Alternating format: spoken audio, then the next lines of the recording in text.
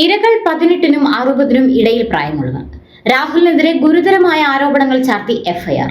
തെളിവുകൾ ഓരോന്നായി പുറത്തു വരുമ്പോഴും രാഹുലിനെ വെളുപ്പിക്കാൻ തീവ്ര ശ്രമങ്ങളുമായി ഷാഫിയും കൂട്ടരും.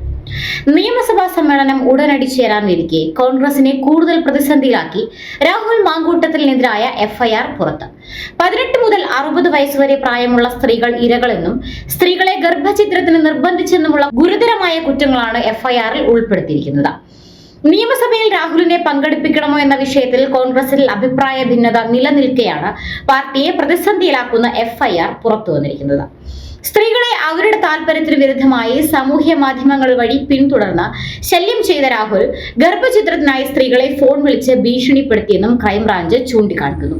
രാഹുലിനെ നിയമസഭാ സമ്മേളനത്തിൽ പങ്കെടുപ്പിക്കുമോ എന്ന മാധ്യമ പ്രവർത്തകരുടെ ചോദ്യം പ്രതിപക്ഷ നേതാവ് തള്ളിയിട്ടുമില്ല.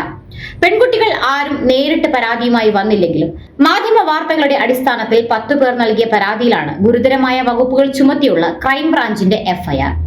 ഇതിനിടയിൽ രാഹുൽ മാങ്കൂട്ടത്തിൽ ചെയ്ത ക്രിമിനൽ കുറ്റം വെളുപ്പിക്കാനുള്ള തീവ്ര ശ്രമത്തിലാണ് ഷാഫി വിഭാഗം. ചില UDF അനുകൂല മഞ്ഞ പത്രങ്ങൾ വഴിയും ശ്രമങ്ങൾ തുടരുന്നു.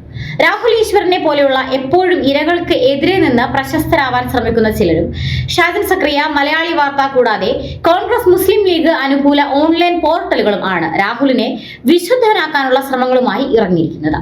അങ്ങനെ ഒരു ഇരയില്ലെന്നും യുവതിക്കുണ്ടായത് രാഹുലിന്റെ ഗർഭമല്ല എന്നും സ്ഥാപിക്കാനാണ് ഇക്കൂട്ടർ ശ്രമിക്കുന്നത്.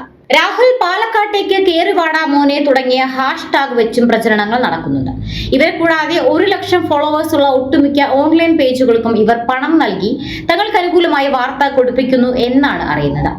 നിലവിൽ ക്രൈംബ്രാഞ്ച് അന്വേഷണം നേരിടുന്ന ഈ കേസിൽ സാമ്പത്തിക ഇടപാടും അന്വേഷിക്കാനുള്ള സാധ്യതയുണ്ട്. ഷാഫി പറമ്പിൽ MPയുടെ ഇടപെടലും സംശയാസ്പദമാണ്. മുഖ്യധാരാ മാധ്യമ പ്രവർത്തക നേരിൽ പോയി കണ്ട ഇരയായ യുവതിയുടെ വിഷമങ്ങൾ പങ്കുവെക്കുമ്പോഴാണ് കൊടിയ പീഡകനെ വെളുപ്പിക്കാനുള്ള ശ്രമങ്ങൾ നടക്കുന്നത് എന്നതാണ് ഖേദകരം. ഇരയാക്കപ്പെട്ട ഏതെങ്കിലും സ്ത്രീയുടെ മൊഴി ലഭിച്ചാൽ ആ നിമിഷം രാഹുൽ അകത്താകുമെന്ന കാര്യത്തിൽ തർക്കമില്ല.